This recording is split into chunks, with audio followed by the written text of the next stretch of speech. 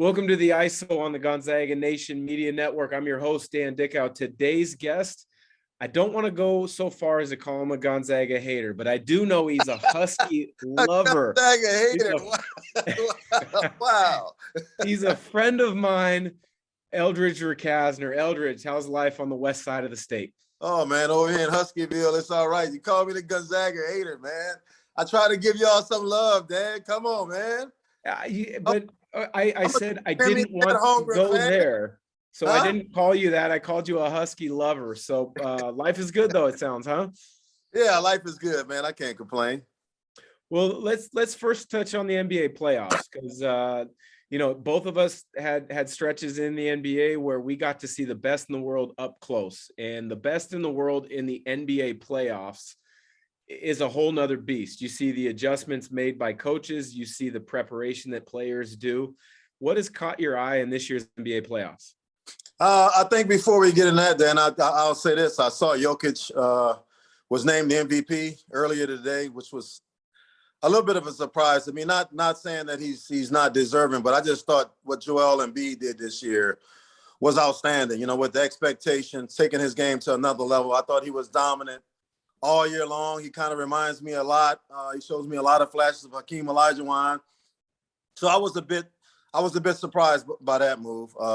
As far as the playoffs as a whole, the Nets were my team. I was really pulling for Kyrie and KD, but they just couldn't seem to get it done. I've been enjoying the games. Don't necessarily agree with all of this. They broke the code stuff because, when I played in the 90s, this was just basic plays. You were getting knocked out of the air. You knew it. So when you went to the basket, you kind of brace yourself for it. I thought the Gary Payton II, fall and fractured his wrist due to Dylan Brooks was, I thought it was an accident. I know Dylan wanted to foul him hard to try to prevent a layup, but I don't think he meant to hurt him. The grab on John Morant by Jordan Poole is just strange. I've never seen a player grab another player's knee.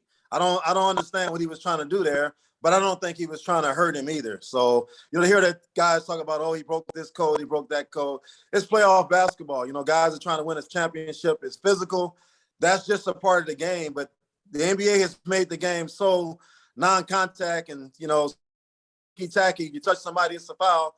So everybody's overreacting. I mean, the Pistons would have never won a championship if they had called games the way they're calling today back in the 90s. The Knicks wouldn't have made the playoffs. The Indiana Pacers. I mean, Dan, it was just a physical game. You knew what to expect, especially when it became playoff time, because everything goes up a notch in the playoffs. So, but I've been enjoying the games. I can't honestly tell you who's going to win it, but I think if I had to pick a team from the East, I got to roll with the Milwaukee Bucks. I just think Giannis he's just a monster, man. They got George Hill back. I think he's going to help. Out West, I really don't know what's going to go on. I'm thinking Golden State, but they don't have any bigs. Kevon Looney, I don't think it's good enough to lead them into a championship. And the perimeter players are great, but everybody looked like they're one injury away of being knocked out of it. So if you can say anything, is this year is really wide open.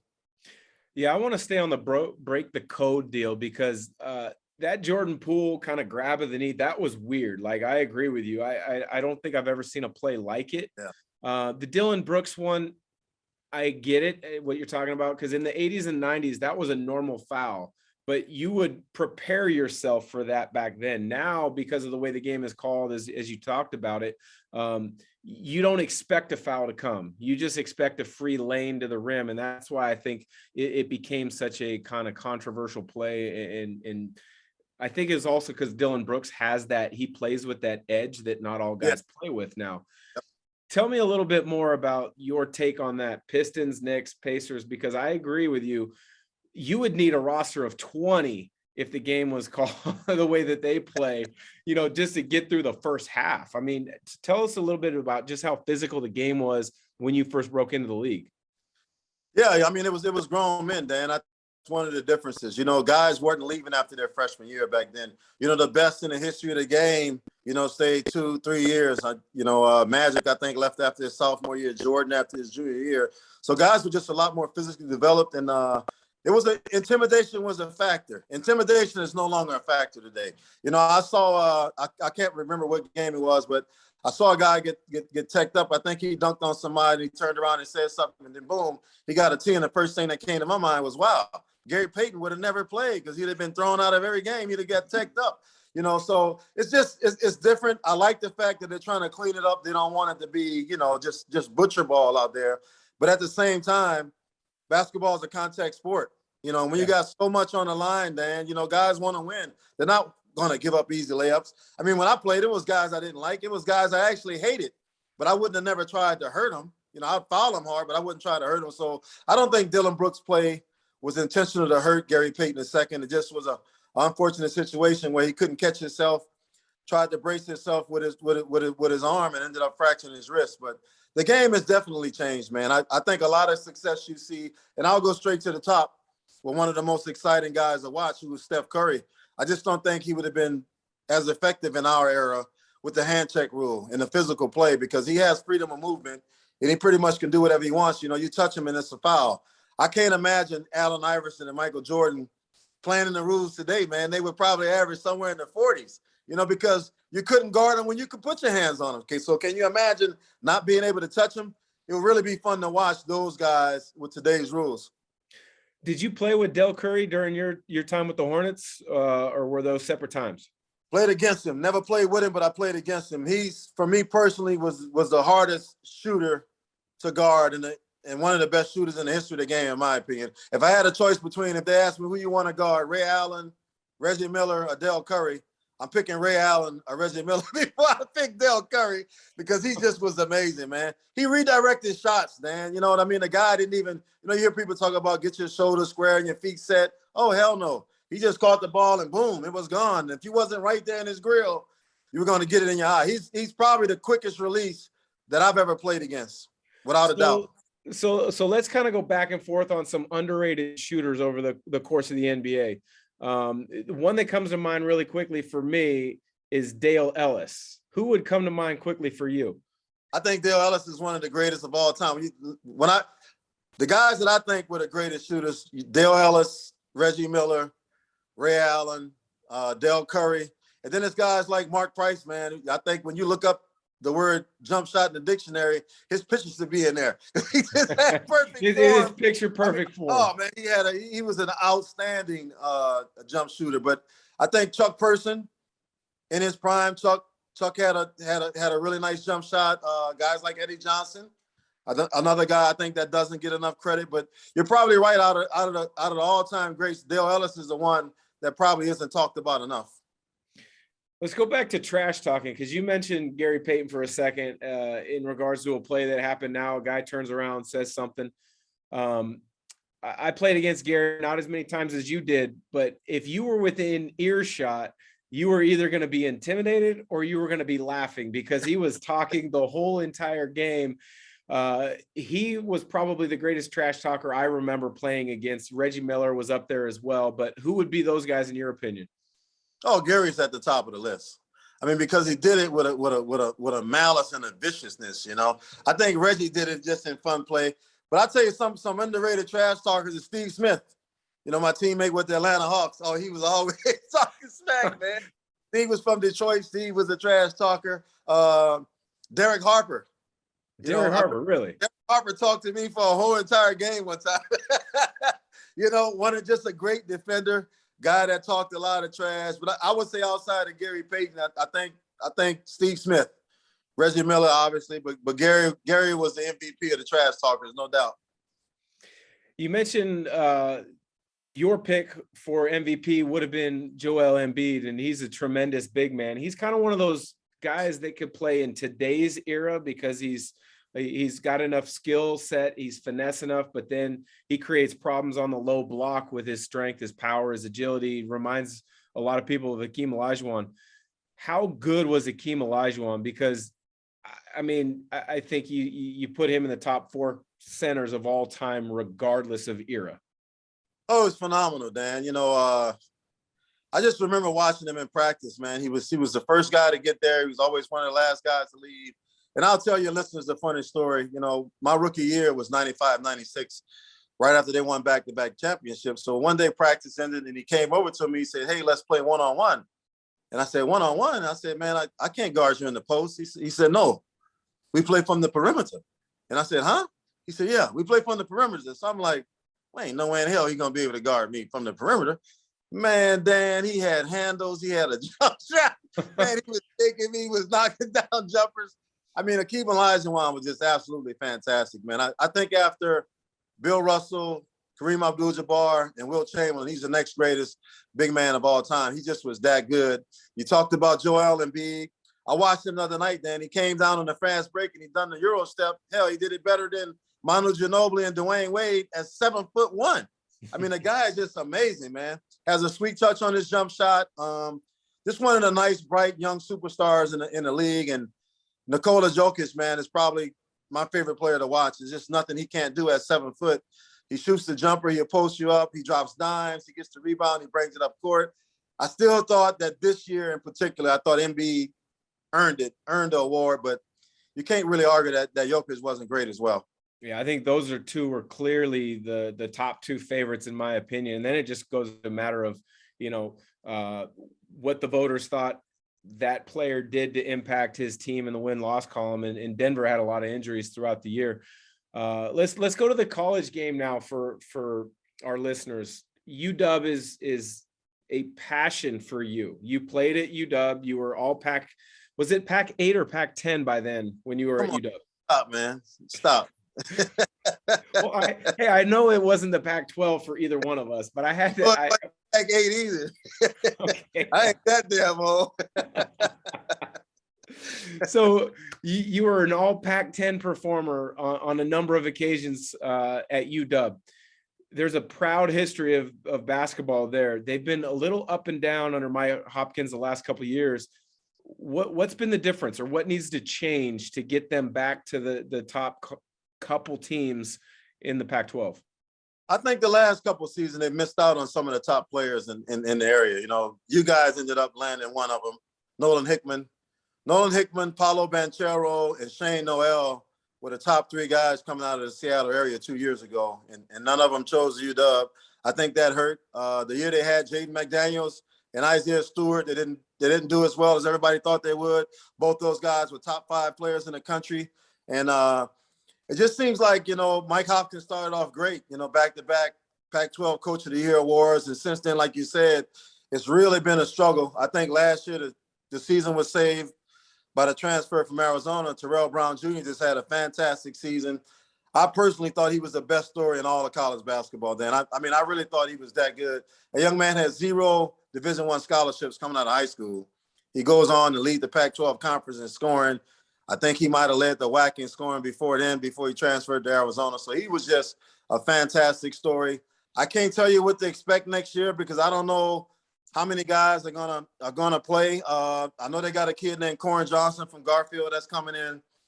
The weirdest thing for me, Dan, and it's the strangest thing I've ever seen, you mentioned the NIL, but the portal. Yeah. I mean, nightmare. You call me a Gonzaga hater. I respect Mark Few and what he's done. But back in my day, we never played Gonzaga. A lot of guys start transferring over from UW to Gonzaga like yourself. So, yeah, in your era, I probably hated Gonzaga. I wouldn't have never left UW and went and played for Gonzaga like you did. I just couldn't do it. So to see Noah Williams leaving Washington State and coming to UW and Frank Kepner leaving Oregon and coming to UW, our two biggest rivals, I'm just like, it'd be like Cedric Maxwell leaving the Celtics and going to play for the Lakers, or Bird going to the Lakers, or Magic going to the Celtics. It's just unheard of, man. I don't understand it. I really don't. The transfer portal, I understand the logic behind it. Maybe a guy's not a good fit for a particular situation, but when you got over 2,000 kids per year, yeah, hey, come on, man. It's like free agency that hit college basketball. You're exactly right. It is free agency. And I was a player that transferred, but back then there was a limited amount of guys that transferred, 150, 200, maybe at the most. And if you transferred, it put a huge black mark on your quote resume. Coaches wanted to know, is he not tough enough? Is he hiding an injury? Can he not cut it in school? Is the kid just not good enough? Now it's like they put their names in the transfer portal. to see what better options are out there. It's difficult for me to see, knowing that I love college basketball the way I do. And I think the other thing, Dan, is correct me if I'm wrong, but I believe back in the day when you transferred, you had to sit out a year. Yep. And if you transferred in conference, you had to sit out 2 years. Here's the deal. Today, you could just transfer and you're eligible to play immediately. And I think that's a part of the problem, because if you did decide to leave a UW or to leave a Gonzaga, you had to really think hard about it and say, do I really want to do this? Because I'm going to have to sit out a season, you know? But now they made it so easy for not only to transfer to another school. I mean, I don't have a problem with a guy leaving UW going to Gonzaga, being eligible to play, like say a Nigel Williams-Goss. But to be able to transfer in conference, to go from a Wazoo to a UW or Oregon to a UW that's insane, man. I don't get it. So how do you're a Seattle guy now. You've lived there since your playing career is done. But you're a passionate Husky fan, but you call college basketball games for a number of different networks. So you've seen the growth of Noah Williams as a Cougar, and you probably in the back of your mind have like, oh, he's a Cougar, but he's from Seattle. So I pull for him for a certain extent, but I don't pull for him like you were a Husky. How do you flip the switch now as a fan, now that he's a Husky? I don't know how the other fans are going to flip the switch, but I'm just, I'm telling you, I'm looking at it and I'm really scratching my head, because boy, nobody talked more. Now, speaking of trash talkers, he might be the #1 trash talker in the Pac-12 conference. I mean, when they came and beat Seattle back-to-back years, boy, I mean, he really laid into the Husky fans. He was calling Seattle his town. I will say this, Dan, I know coming out of high school, because I know his dad guy, I know his sisters, I know he wanted to go to UW. UW had extended an offer for a while, and I think they ended up selling on Marcus Sahonis. Yeah, Portland kid. Just by luck, Noah ended up at Washington State because Kyle Smith was recruiting him at the University of San Francisco. I don't know if you remember, Noah committed to Buffalo out of high school with Nate Oates. Yep. And then when Nate Oates took the Alabama job, he decommitted. Kyle Smith got the Washington State job. He ended up there. It's just gonna be it's gonna be weird. You know what I mean? Imagine you're his teammate now. He was just talking major smack to you. You know, how is that going to work in practice? Yeah.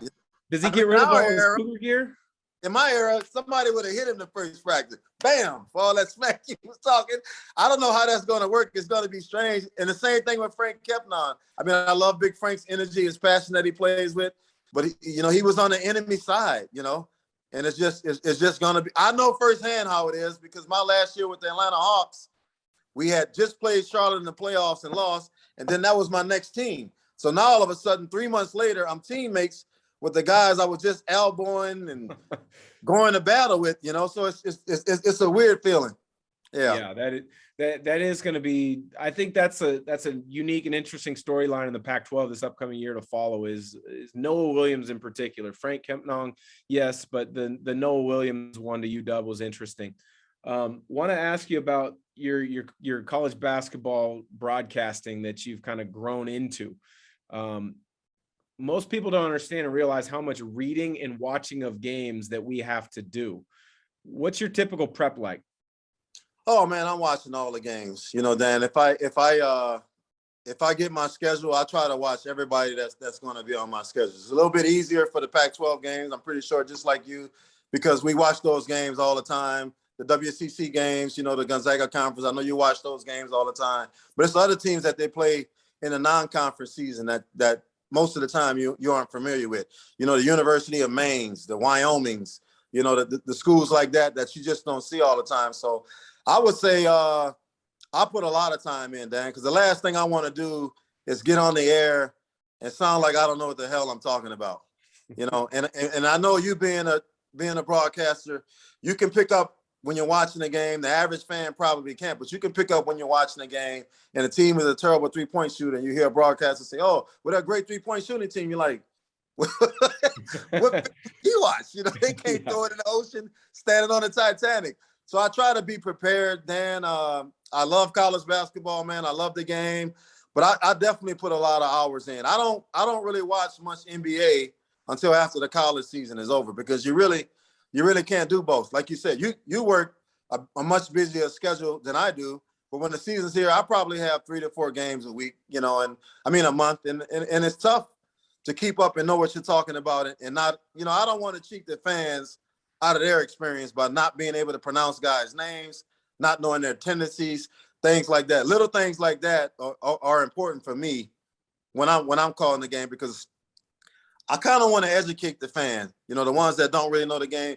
I try to paint a picture, even though they're watching it on TV, talk about player tendencies, talk about experiences that I had, and it's important to know a guy's game. Yeah. Just get there and you're watching the game for the first time. You're watching them for the first time like the fans. No, that's not the way I try to do it.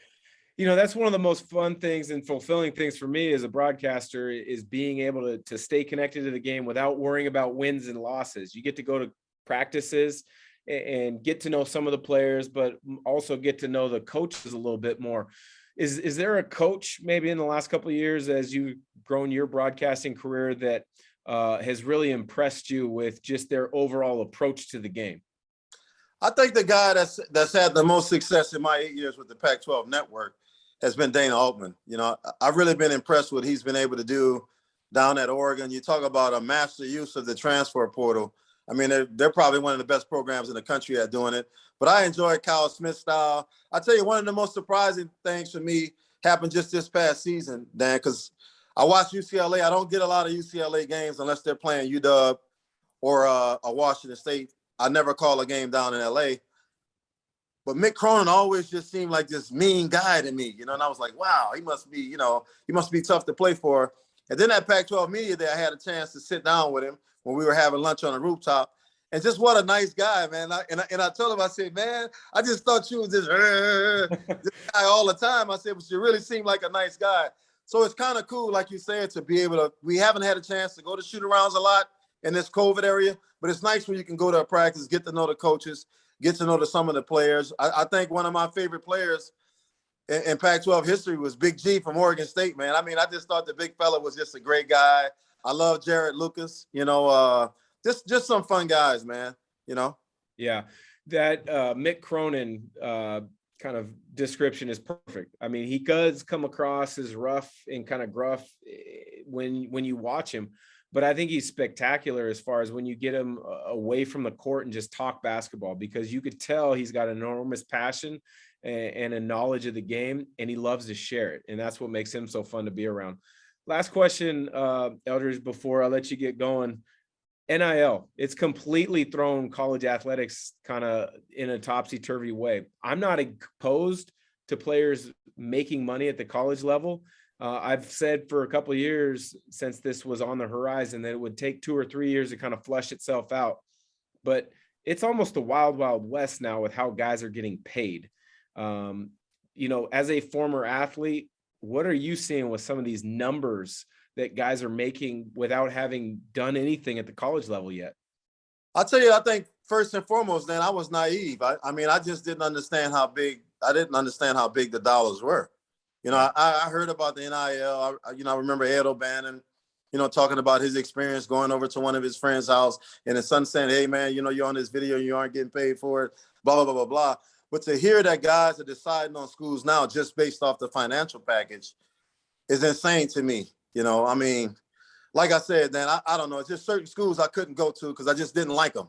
I don't care what they were offering. I don't want to play for you guys. But now it just seems it's coming down to, like you said, I think the biggest example lately, I don't know if you saw it, but the kid, I think his name is Isaiah Wan from the University from Miami.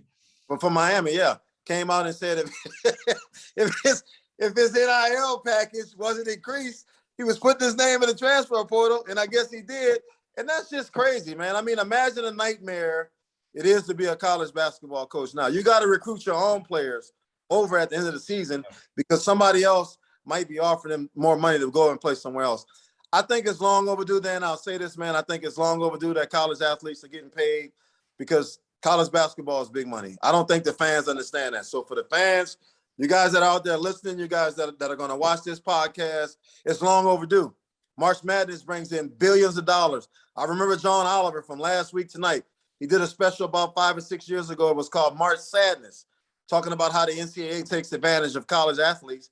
And we see what the potential of the money is now. I'm hearing guys are getting upwards of $1 million. Yeah. I'm hearing Drew Timmy got about 500 grand last year. I mean, that's crazy, man. Are you kidding me? I wouldn't leave college, Dan. I wouldn't go pro early. If you're telling me I can get $1 million, get a great quality education from a great institution like Gonzaga, UW, I'm going to play my whole 4 years. Hell, if I can walk away with $4 million, what's the problem? Get a great degree, then I can go on and pursue my NBA career. I just don't know how they're going to sustain it and what's going to happen to the Washington States and the Oregon States. Yeah. Washington State's whole damn squad, if I'm not mistaken, is in the transfer portal. F.A. Abagidi, Muhammad Gay, Noah Williams left. I mean, everybody. Yeah. Everybody tested the water to try to see what they could get. Yeah. It's going to be an interesting process because you're right. I mean, you just look at the financials, Seattle and all the corporate money out of there in a big city versus a Washington State, which I'm sure has plenty of successful businessmen that have graduated from there. But you're talking two different kind of, population bases and it's going to be interesting to see how it plays out. I think a fix would have been, and if the NCAA wasn't so naive to figuring this out early and letting it become a free-for-all, would have been a staggered pay system, freshman, sophomore, junior, senior year, with bonuses tied in if your team won, or if you were all league player and your team advanced with, say you won a Pac-12 title, or you advanced to the Sweet 16, each player gets a bonus. But I think we're past that point. It's no going back. Well, because greed got them in this situation, Dan. I mean, greed, they for so long. I can see Mark Emmert right now. They're not employees. They're not employees. I'm just like, come on, man. Billions with a B, ladies and gentlemen. March Madness brings in for 3 weeks. You telling me the kids in 1975 might have been a good deal to get a scholarship to pay for your education for playing college basketball. These days, with billions of dollars being made, Dan, it's just insane, man. And I don't know how they're going to balance it out. I will say I'm happy for the kids.